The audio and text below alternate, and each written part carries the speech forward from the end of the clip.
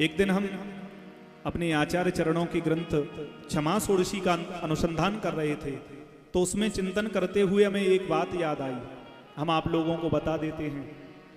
जब हम क्षमा षोडशी का अध्ययन कर रहे थे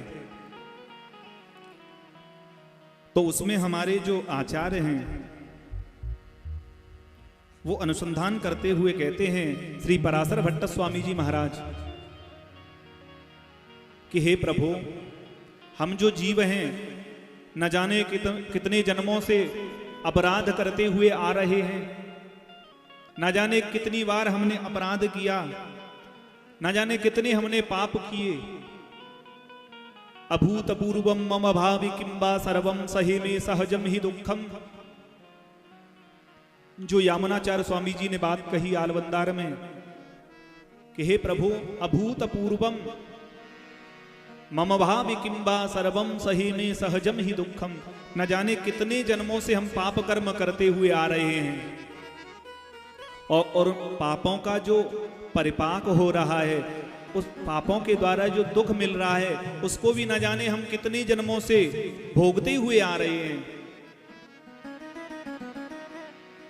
परिपाक के रूप में।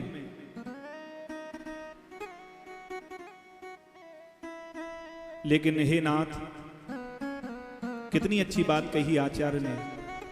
हे प्रभु, जब हम अपने पापों को भोगेंगे, तो हम अपने पापों को जब भोगेंगे तो आप हमारे पापों को देखेंगे और पापों को देख करके आप दुखी हो जाएंगे। भक्त के पाप को देख करके, भक्त के दुख को देख करके भगवान दुखी होते हैं। तो हमारे आचार्य कहते हैं, हे प्रभु, जब मैं अपने पापों के परिपाक रूप दुखों को भोगूंगा और आप जब देखोगे तो आपके हृदय में पीड़ा होगी। जब आप भक्त के हृदय के दुख को जब देखोगे तो आपके हृदय में पीड़ा होगी, और मैं नहीं चाहता कि आपके हृदय को पीड़ा हो। हे नाथ, हमारे जो पाप हैं आप उनको नष्ट कर दो। ऐसा आचार्यों ने कहा।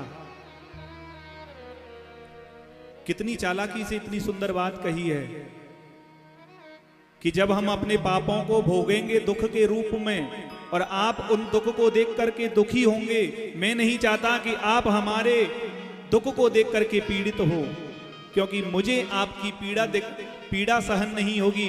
इसीलिए आप इन परिपाक के रूप में जो हमें दुख मिला है उसको नष्ट कर दो। और भगवान का ये स्वभाव है, तापत्रय विनाशाय, भगवान उन तापत्रयों को नष्ट कर देते हैं। देखिए, यहां पर अभी नाम नहीं लिया, यहां पर जो निरूपण किया है भगवान के स्वरूप का, भगवान के कार्य का और स्वभाव का, अभी तक नाम नहीं लिया। ऐसे भगवान कौन हैं? इस श्लोक में मानो परब्रह्म परमात्मा का निरूपण किया है। वो भगवान कौन हैं? कोई कहता है शिव ब्रह्म है, कोई कहता है शक्ति ब्रह्म है, कोई कहता है ब्रह्मा ब्रह्म है, कोई कहता है गणेश ब्रह्म है। लेकिन यहां पर वेदव्यास भगवान ने निरूपण कर दिया कि भगवान है कौन? श्री कृष्णाय वयं नमः।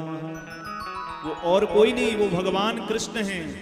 श्री कृष्णाय वयं नमः। ऐसे भगवान कृष्ण को हम प्रणाम करते हैं।